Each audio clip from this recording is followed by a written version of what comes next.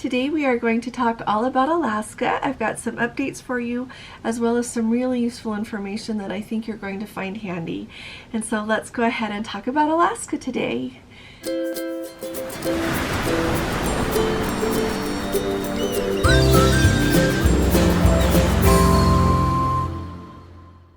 Hi there, this is Allison with Let's Go Travel Tips.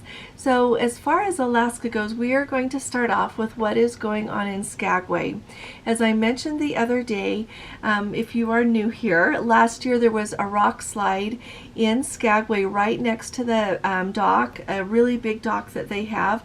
Historically, Princess's Dock there, I've seen Celebrity Dock there before, but it's so handy because it is right next to one of the starting points for the White Pass Railway, and it's in fact I think where they have all of the excursions go from now on that train. And so with that landslide and it making it so that that dock right there is not able to be used, that really impacted travel last year. It made it so that ships, some of them called over at Haines unexpectedly because of that, and then it also made it so that several ships right there had to just anchor and tender the passengers in. Well, I listened to Skagway City Council meeting the other day, and one of you was so kind to send that to me. Thank you very much. And so I listened to it, and it does not look like they are going to be able to make all of the changes and repair everything, do everything that they need to do to be assured that that dock is going to be safe to use for this 2023 season. And so what they are doing is they are changing how they tender people in so that that can go smoother. So when you are looking at Skagway there, you have where the landslide was to your right, and then as you're looking straight onto the port, and then you've got like that dock that was affected by it, and then you've got a small boat harbor, and then you've got the other docks where other cruise lines dock. We've got Holland America. When I was there on Holland America in June, the Crown Princess was right next to me there. So, and different cruise lines use those all of the time.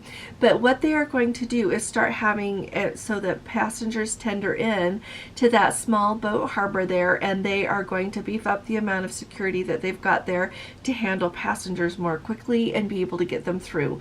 They think that that will really smooth things out for the inconvenience of having to tender there in Skagway, and it should make a really nice difference based on everything that I read last year and what was going on and what I witnessed firsthand.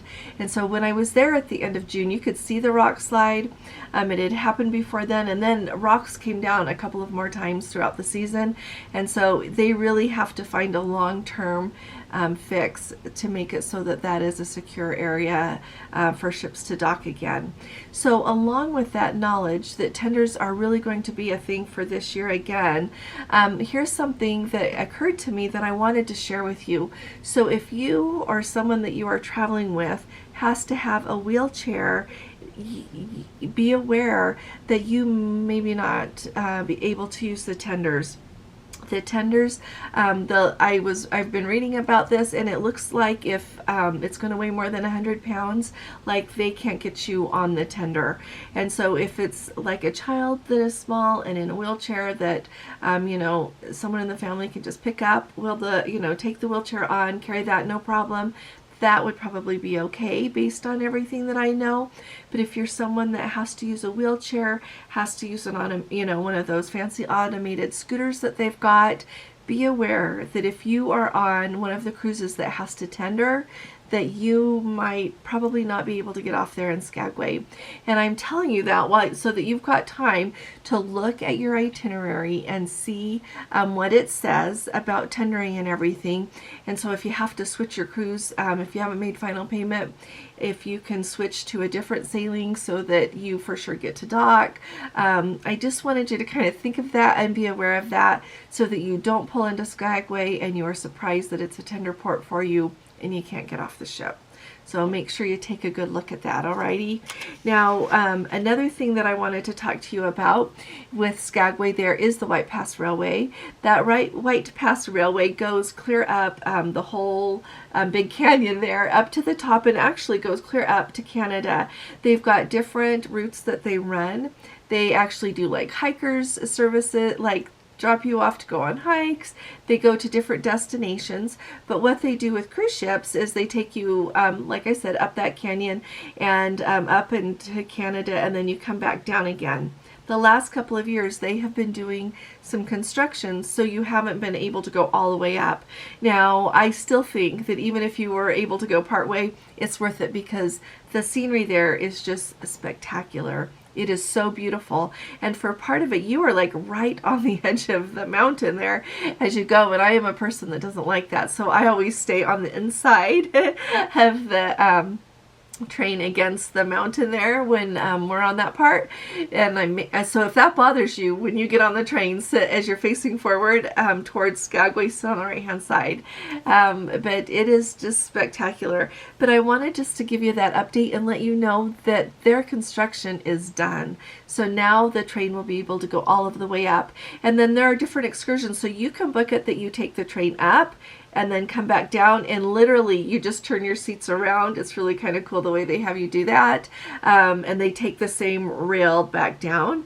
Or you can get off at the top and transfer over to a bus. Gordon and I did that one time to come back down, and the one we actually chose for that, then at the bottom you got to go panning for gold. And so there's different, so take a look and see the different itineraries and what you might like to see. And we have done the one up and back before too, and it's just absolutely beautiful.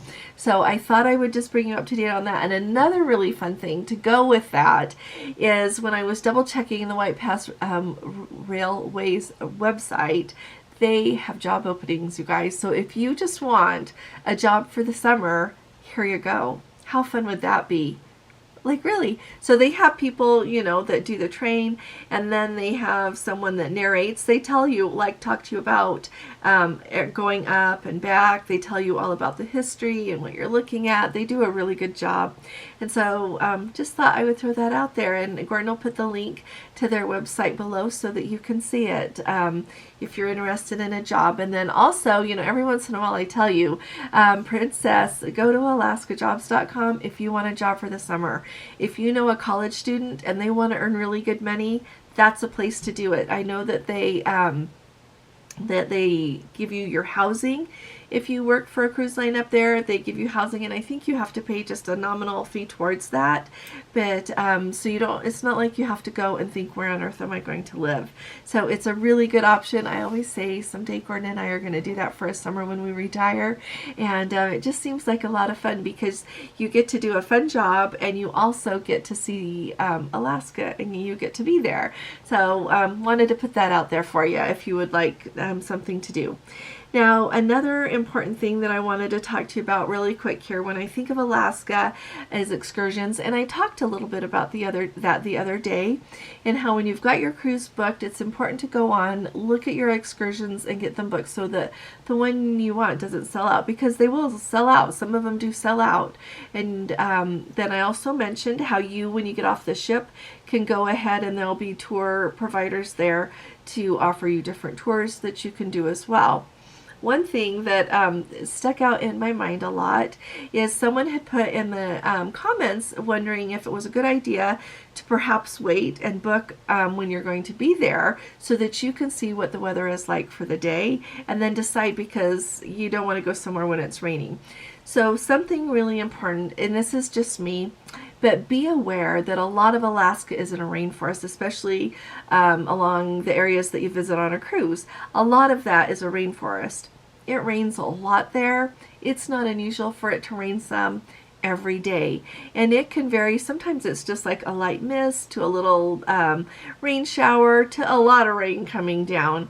But I think a really important thing to remember is that, you know, like this, for example, let me tell you this. So this summer was my fourth time to Alaska, and they had that very unseasonably warm time there in the summertime when it was like, when I was there, it was in the 80s. That is not normal. It was sunny every day. It didn't rain while I was there. That is extraordinarily unusual. That's the first time I've been to Juneau that it's not been raining. Okay, so I just wanted to let you know that it rains a lot there. And so one thing that I would keep in mind is that there, of course, are some excursions that it's a deal breaker if the weather, if it's too terribly inclement.